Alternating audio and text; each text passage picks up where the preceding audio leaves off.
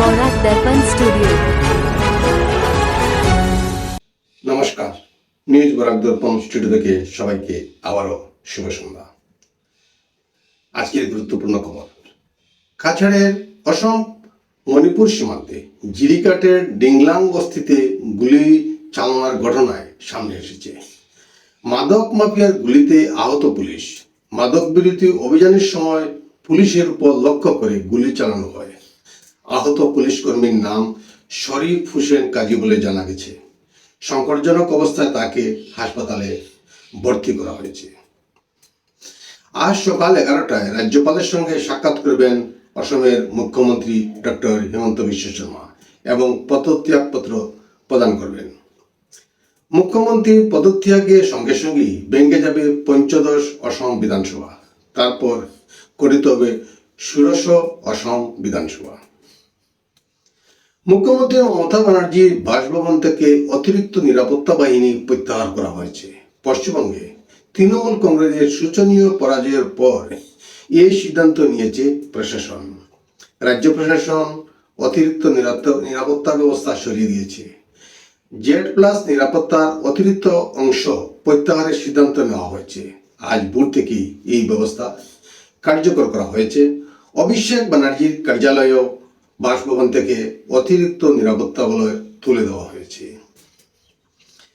2026 সালের নির্বাচনে জয়ী অসম গণপরিষদের 10 জন বিধায়ককে নিয়ে আজ দুপুর 1টায় আমবাড়ির দলীয় কার্যালয়ে প্রথম বৈঠক অনুষ্ঠিত হচ্ছে।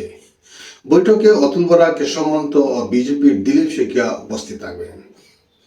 মূল আলোচ্য বিষয় হবে মন্ত্রিসভায় অন্তর্ভুক্তি, পাশাপাশি নবনির্বাচিত বিধায়কদেরকে সম্বর্ধনা ও প্রদান করা হবে। রাজ্যপাল লক্ষ্মণ প্রসাদ আচার্যের সঙ্গে সাক্ষাৎ নির্বাচন কমিশনের প্রতিনিধি দলের। মুখ্য নির্বাচন আধিকারিক অনুরাগ গোয়েলের নেতৃত্বে রাজভবনে পৌঁছলেন নির্বাচন কমিশনের দল। নির্বাচনে জয়ী প্রার্থীদের তালিকা রাজ্যপালকে আনুষ্ঠানিকভাবে প্রদান এবং একক সংখ্যাগরিষ্ঠতা অর্জনকারী দলগুলিকে সরকার গঠনের জন্য আমন্ত্রণ জানানো হবে।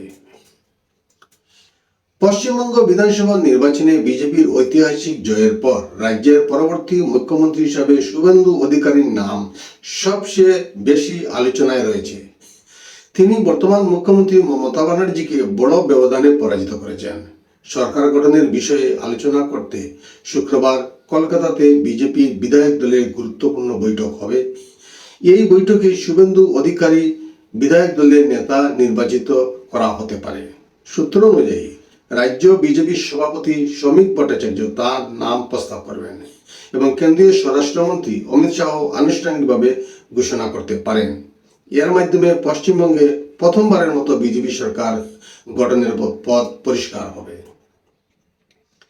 পাঞ্জাবের জলন্ধর ও অমৃতসরে 2 ঘন্টার ব্যবধানে 2টি বিস্ফোরণের ঘটনা ঘটেছে। জলন্ধরে বর্ডার সিকিউরিটি ফোর্স এর সদর দপ্তরের সামনে একটি স্কুটারে বিস্ফোরণ হয়। পরে অমৃতসরে সেনা কন্টেনমেন্টের বাইরে আরেকটি বিস্ফোরণ ঘটে, যাতে প্রাচীর ক্ষতিগ্রস্ত হয়। পুলিশের প্রাথমিক ধারণা এটি জঙ্গি হামলা নাও হতে পারে, যদিও খালিস্তান লিবারেশন আর্মি দায় স্বীকার করেছে। তদন্ত চলছে এবং রাজ্য জুড়ে সতর্কতা জারি করা হয়েছে। তামিলনাড়ু নির্বাচনের ফলাফলের নতুন দল টিভিকে এর নেতা বিজয় সংখ্যাগরিষ্ঠতার খুব কাছাকাছি পৌঁছেছেন। সরকার গঠনের জন্য দরকার 118টি আসন, তার দল পেয়েছে 108টি আসন। কংগ্রেস 5 আসন নিয়ে সমর্থন দিতে রাজি, কিন্তু তাতেও সংখ্যা পূর্ণ হচ্ছে না। AIADMকে এর 47টি আসন এখন কিং মেকার তারা। তবে AIADMকে ভিতরে বিভাজন থাকলেও তারা টিভিকে সমর্থন করতে পারে। ছোট দলগুলির সঙ্গেও আলোচনা চালাচ্ছে টিভিকে। ফলে এখন সিদ্ধান্ত পুরোপুরি বিজয়ের হাতে। তিনি কার সঙ্গে জোট গড়ে সরকার গঠন করবেন সেটাই বড় প্রশ্ন।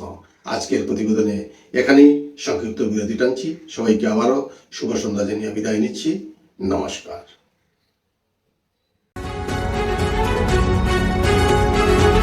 নিউজ বরাক দর্পণ স্টুডিও।